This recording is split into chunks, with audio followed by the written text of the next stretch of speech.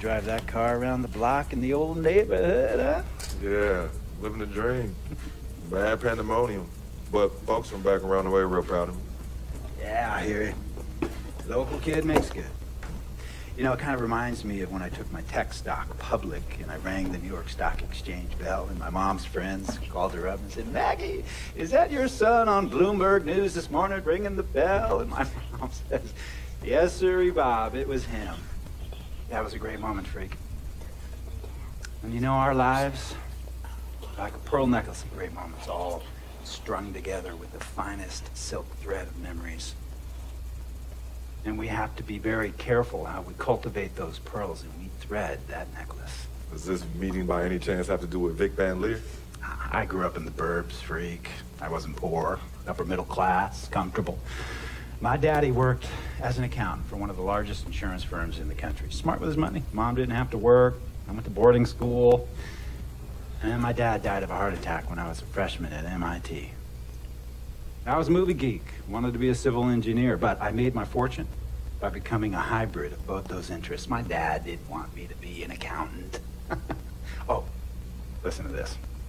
My best friend was a guy named Isidore. Yeah, we called him Izzy. He was one of the smartest human beings I have ever met in my life. I mean, Izzy was taking second-year college calculus courses as a high school sophomore, right? Straight-A student, full ride to MIT. Izzy had the world at his fingertips. But he was always looking for trouble, and trouble found him.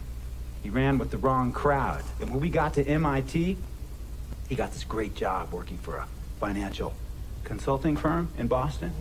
But every weekend, he would fly to Vegas. You see, Izzy had a system for counting cards in Vegas that had the big casinos on the strip. Oh, stymied. He would come back to MIT with suitcases filled with $200,000 in cold cash. Word? Yeah. So your man Izzy was getting hit off like that? Like a fat rat in a cheddar cheese factory, freak. Okay, so what happened to this dude Izzy? Because he's dope. No, not dope. Dead.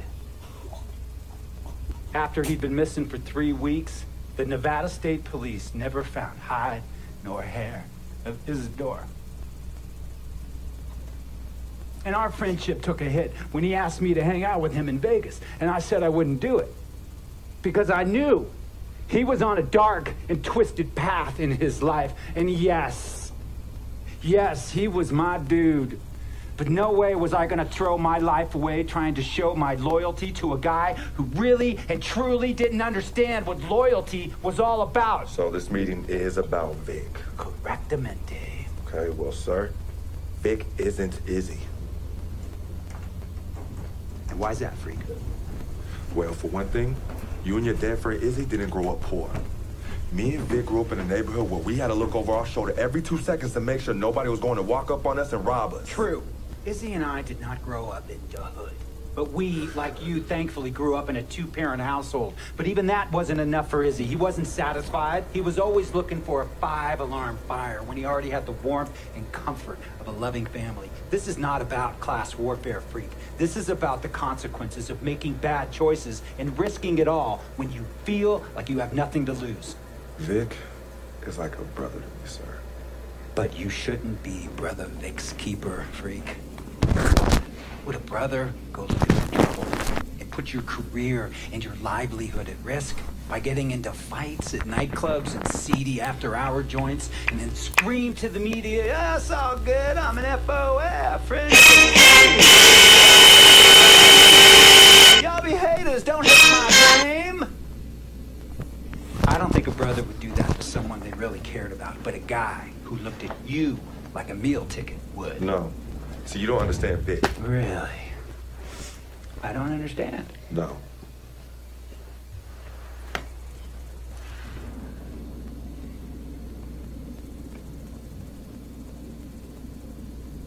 Look, man, it was a misunderstanding with the guy in the next VIP booth.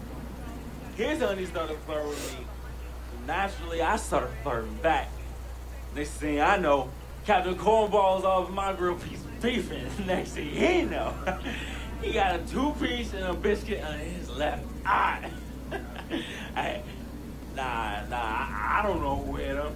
And damn sure wasn't me. Hey, Captain Cornball's mad because I'm an FOF, friend of freak. Hey, well, check this out though. You need to train out how to leave the house though.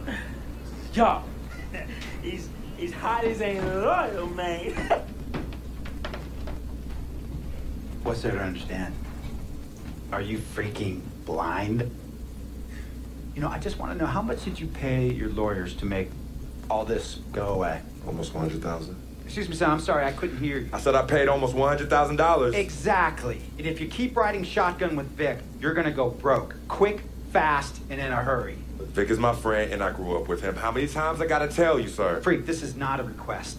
I am not asking you to do this. I am telling you to do this. And the first order of business is that Mr. Vic Van Leer is banned from traveling with you on the road. Vic is banned from the locker room. And Vic is banned from this arena. And if I catch this guy, Vic, in or anywhere near the facilities, Mr. Vic Van Leer will be arrested for trespassing. Are you serious, sir? Brother, I'm as serious as cancer. We all know that can be deadly.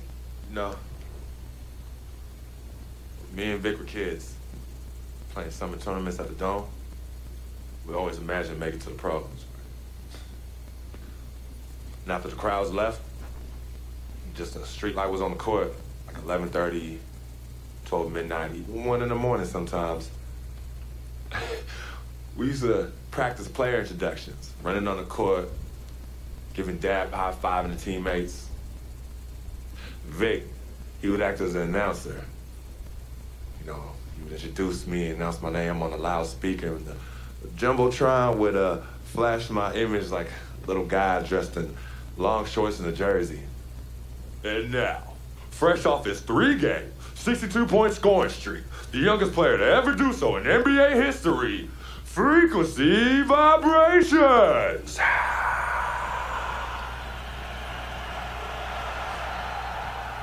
So me and Vic would sit in those empty bleachers at the Dome and dream like nobody's business. And now I'm living a dream. For real. And in so many ways, Vic was part of that. Please, listen to me. I mean, I know this guy's your dude from way back. Look, me and Vic go way back like the front seats of a 67 Cadillac. That's good. We go way back. Did you say front seats? Front seats of a 67 Cadillac. We go way back like the front seats of a 67 Cadillac. Well, do you have any crickets? I'm going to be the hit once again at Herbie Allen's Sun Valley Shindig because my fellow billionaires love it when I walk and talk that talk. So that almost sounds... No, let me tell you exactly what it sounds like. I respect, admire, and most importantly, love you as a human being and a role model. But I pay you a lot. And I mean, I pay you a lot of money to play for my team. And I am in this game to win it. And you can't win it with an albatross around your neck like Vic. So Vic is done. History. And here's some more lingo that I picked up from a former megastar who used to play for me several seasons ago. Thought I would never release him until I did. And now he's the sixth man of a struggling team in Venice. And yeah, I'm talking Venice with the canals and the gondolas and Harry's bar, not the street ballers next to the fortune tellers on the beach in Cali. This guy used to tell me when he thought there was a player destroying our team, don't be a hero, cut that zero. And that is what I am telling you about. Vic, freak, don't be a hero, cut that zero. The only thing Vic brings into your life is headache and unwanted and unnecessary negative attention. And it will begin to affect your mindset.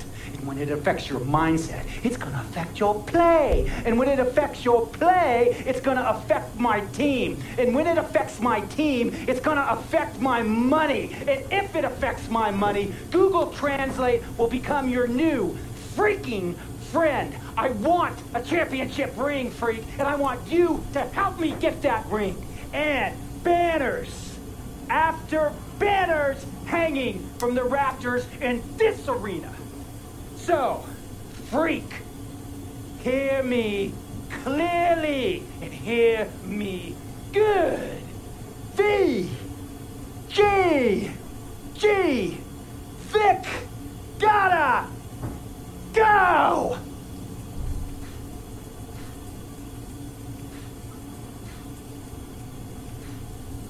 Handle your business.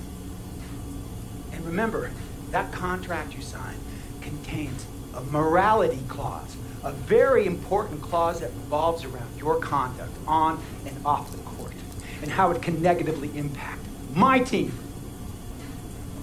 Now, I don't want you to have to learn Italian or Croatian as a second language. And hey, playing pro ball overseas, there's nothing wrong with that. But the arenas are nothing like this, nor will the money be the same. And on top of all of that, this is the US of A, the greatest freaking country in the world. Ask yourself, is Vic worth all that? Think about it. Think long, think wrong.